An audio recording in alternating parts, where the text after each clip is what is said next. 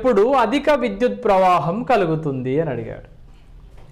PN డయోడ్లో ఎప్పుడు అధిక విద్యుత్ ప్రవాహం కలుగుతుంది అని. ఫార్వర్డ్ బయాస్ కండిషన్లో విద్యుత్ ప్రవాహం ఎక్కువ. చాలామందికి తెలియదు. సార్ ఫార్వర్డ్ బయాస్ అంటే ఏంటి?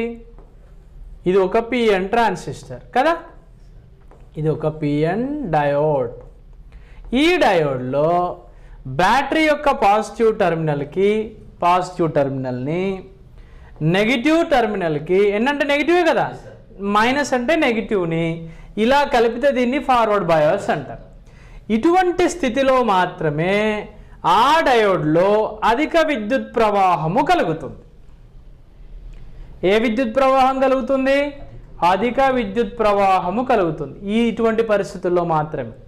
అందుకోసమే రివర్స్ బయాస్లో జీనార్ డయోడ్ని కలుపుతారు. ఈ క్వశ్చన్ కూడా అడిగాడు. జీనార్ డయోడ్ని ఏ బయాస్ సిస్టంలో ఉపయోగిస్తారు అని అడిగాడు. జీనార్ డయోడ్ని రివర్స్ బయాస్ సిస్టంలో కలుపుతారు. ఏ డయోడ్ని?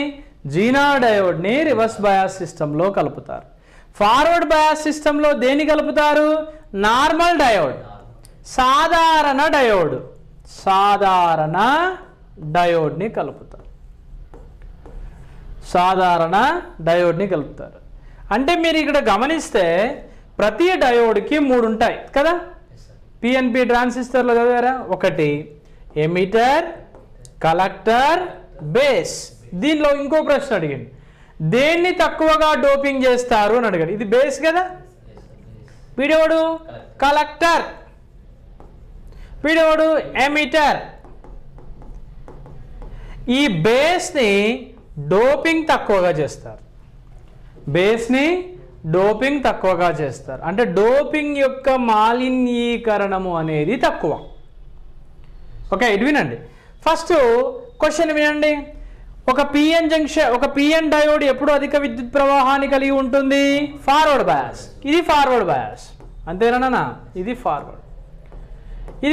Okay, what about reverse? చెప్పండి ఒకసారి. What about reverse? రివర్స్ అంటే ఏంటిది? ఇది రివర్స్. ఇది పి కదా, ఇది పాజిటివ్ టెర్మినల్, ఇది నెగిటివ్ టెర్మినల్. ఈ పి పాజిటివ్ టెర్మినల్కి నెగిటివ్ని, ఇక్కడ నెగిటివ్ టెర్మినల్కి పాజిటివ్ని కనెక్ట్ చేస్తే దీన్ని రివర్స్ బయాస్ అంటాం. ఇక్కడ కరెంట్ అనేది చాలా తక్కువగా వస్తుంది, ఇక్కడ కరెంట్ అనేది చాలా ఎక్కువగా ఉంటుంది. మరి ఎక్కువ ప్రవాహం దేంట్లో కలుగుతుంది? ఫార్వర్డ్ బయాస్లో కలుగుతుంది. ఇక no bias system no bias అంటే రెండింటిని కలపకపోతే, జీనార్ డయోడ్ని ఏ బయాస్ సిస్టంలో కలుపుతారు అంటే ఏమని చెప్పాలి ఆన్సరు? Reverse bias system.